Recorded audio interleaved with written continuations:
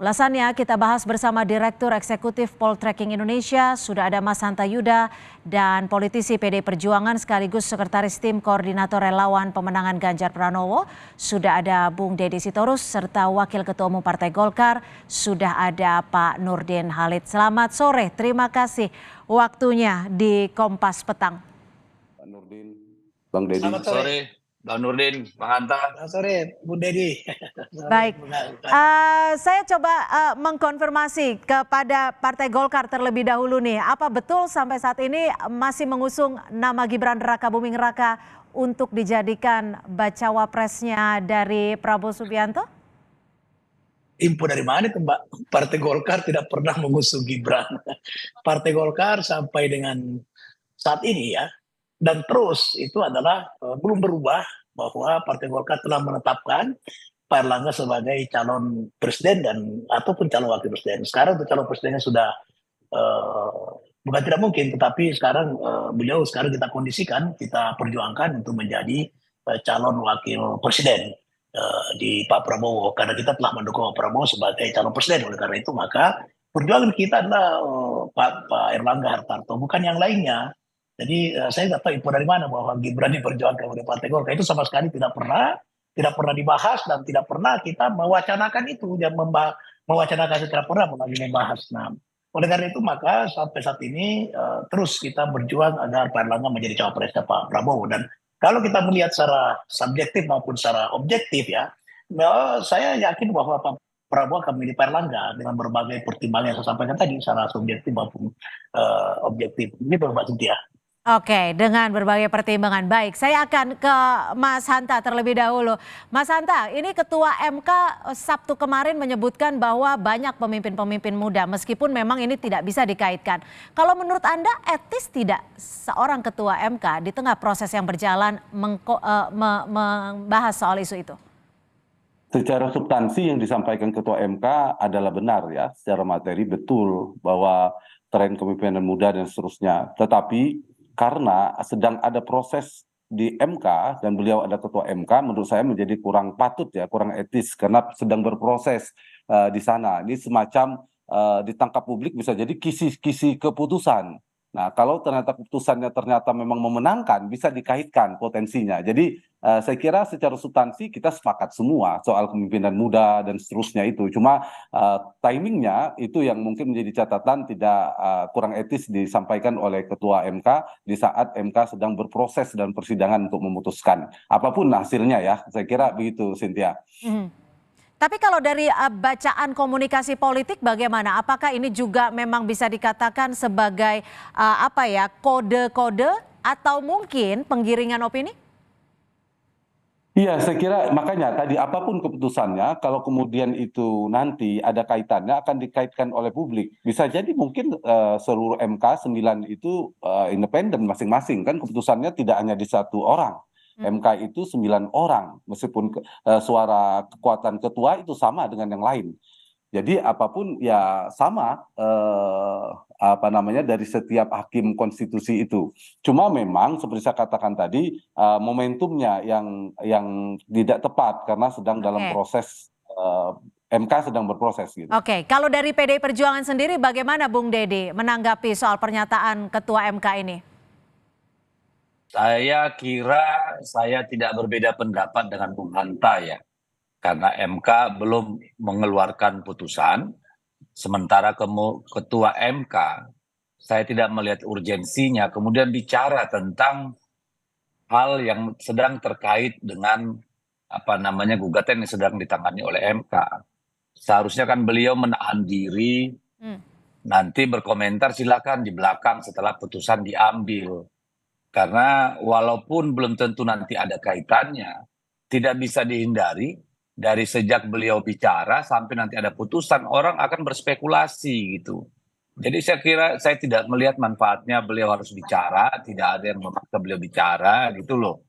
Nanti kalau arahnya ke sana, ya dibilang sudah ada prakondisi. Kalau tidak nanti dibilang seperti Denny Indrayana. Ini kan menurut kami seharusnya beliau menahan diri lah, tidak usah membicarakan hal yang masalah hukum atau katakanlah judicial review yang masih berada di dalam tangan mereka gitu.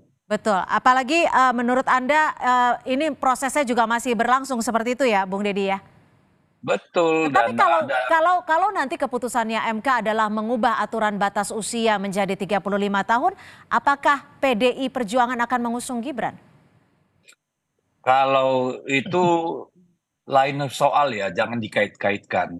Yang pertama soal apakah nanti diputus 35 tahun kita belum tahu. Ya, itu yang pertama. Yang kedua, apakah mengusung Gibran? Saya pastikan 100% PD Perjuangan tidak akan seserakah itu, Mbak. Ya, kita sudah punya calon presiden, lalu kita ambil lagi kader kita jadi wakil presiden. Saya kira PDI Perjuangan tidak punya sejarah serakah gitu ya. Kita di kabinet aja menteri cuma 4 kok dari zaman Bu Mega sampai 2 periode Pak Jokowi. Sekarang mau ngambil Gibran lagi jadi wakil yang dia adalah kader PDI. Nah, itu saya kira keterlaluan gitu. Jadi minim kemungkinan seperti itu. Saya pastikan hampir tidak ada kemungkinan lah, nggak usah hampir, tidak mungkin gitu Pak. Tidak ada kemungkinan. Baik, saya akan ke Pak Nurdin. Pak Nurdin, jika MK memutuskan ada 35 tahun untuk capres cawapres, apakah Golkar akan mengubah perspektifnya atau tetap? Golkar akan tetap memperjuangkan Pak Erlangga Hartarto karena itu adalah keputusan organisasi Rapimnas memutuskan beliau sehingga tidak ada alasan sedikit pun Golkar memperjuangkan orang lain. Nah kemudian dari sisi substansi ya sebetulnya tidak ada salah pernyataan daripada Ketua MK, tetapi dari konteksnya dan momentumnya sangat tidak tepat. Ini bukan soal etis dan tidak etis, tapi momentumnya betul kata Bung Hanta itu sangat tidak tepat. Dan menurut saya MK harusnya menolak uji materi itu. Kenapa? Karena kalau kita mengikuti secara cermat dan saksama persidangan di MK itu, pemerintah dan DPR sebagai pembentuk undang-undang itu kan telah bersepakat, telah bersetuju untuk menurunkan batas umur. Nah kalau pembentuk undang-undang bersetuju tidak perlu melalui MK, tidak perlu menggunakan tangan MK untuk memutuskan itu. Kembalikan ke DPR saja. Nanti DPR pemerintah memutuskan itu karena di sidang MK sewaktu menjadi saksi pemerintah maupun DPR sebagai pembentuk undang-undang itulah bersetuju untuk menurunkan daripada batas usia. Nah kalau sudah menurunkan maka MK tolak saja itu uji materi, kembalikan ke DPR dan pemerintah untuk melaksanakan membuat undang-undang baru, merevisi undang-undang yang ada sekarang gitu. Oke, Itu sederhana sekali gitu. Tapi Itu dan normanya seperti itu. Meskipun dalam politik kita tidak bisa berandai-andai, tapi kalaupun bukankah Pak Prabowo juga sempat melirik-lirik nama Gibran dan Erlangga Hartarto juga menyebut bahwa ini ada opsi terakhir meskipun opsi terakhir. Golkar tidak akan pernah memperjuangkan Gibran untuk menjadi cawapres dari Pak Prabowo. Golkar tetap memperjuangkan Pak Erlangga Hartarto. Jangankan Gibran, Pak Ridwan Kamil saja kita tidak perjuangkan karena memang pusat organisasi, pusat konstitusi partai ada memperjuangkan ketua umumnya Pak Erlangga Hartarto dan dari sisi objektif dan subjektif sangat qualified, sangat memenuhi syarat daripada Pak Erlangga. Jadi jangankan Gibran yang kader PDIP, mohon maaf Bung Deddy, kader Golkar saja kita tidak perjuangkan. Yang kita perjuangkan adalah ketua partai Golkar. Kalau ada opsi lain, itu bukan kemauan dari para partai Golkar, itu kehendak Pak Prabowo, itu kita tidak bisa mencampuri. Tapi kalau partai Golkar tidak ada opsi lain kecuali memperjuangkan Pak Erlangga sebagai calon wakil presiden. Oke, saya akan ke Mas Hanta. Mas Hanta, ketika nama Gibran ini juga mencuat dan mengerucut sebagai bacawa pres, apakah ini karena figur seorang Gibran atau elektabilitas Gibrannya yang memang cukup tinggi? Iya, kalau bicara Gibran tidak bisa terlepas dari Pak Jokowi. Karena kita tahu Pak Jokowi punya dampak dalam dinamika elektoral kita. Pak Jokowi atau Jokowi Effect ini diperebutkan. Kenapa Pak Jokowi punya dampak? Karena approval ratingnya, tingkat kepuasan cukup tinggi. Beda ceritanya kalau Pak Jokowi dengan kepuasannya 50 atau 60%. Yang kedua, Pak Jokowi memiliki mesin politik non-partai. Ada relawan dan lain sebagainya. Dan yang ketiga, Pak Jokowi ada panglima tertinggi, presiden yang sedang menjabat, yang mengendalikan fitur-fitur kekuasaan, jejaring kekuasaan ketika Pilpres berlangsung. Nah karena itu, siapapun yang akan berkompetisi pasti memerlukan berebut efek Jokowi. Dan yang terasosiasi kuat, brand association yang kuat sekarang ini adalah Mas Gibran satu-satunya. Itu satu yang membuat Gibran menjadi seksi. Yang kedua, saya ingin jawab pertanyaan Cynthia soal elektoral tadi, tapi sebelum bicara elektoral, eleksi ada kandidasi. Nah, saya melihat di koalisi Pak Prabowo, tadi Pak Nurdin sudah menyebutkan nama Pak Erlangga, ada Pak Erick Thohir yang keluar dari PAN dan seterusnya. Bisa jadi ini perkiraan kalau kemudian MK ya, saya mengasumsikan misalnya MK mengabulkan, itu bisa jadi ini menjadi jalan tengah. Ya udah, bukan Pak Erlangga, bukan siapa, jadi jalan tengah, solusi dari dinamika di internal. Nah, dari sisi elektoral, Cynthia mengatakan tadi, memang tidak setinggi Pak Erick Thohir, misalnya Pak AHY, ada Sandiaga Uno, tapi Ya. sekarang ada muncul angka Gibran di survei kami poltreking lumayan ya, meskipun 1 digit di angka 7%.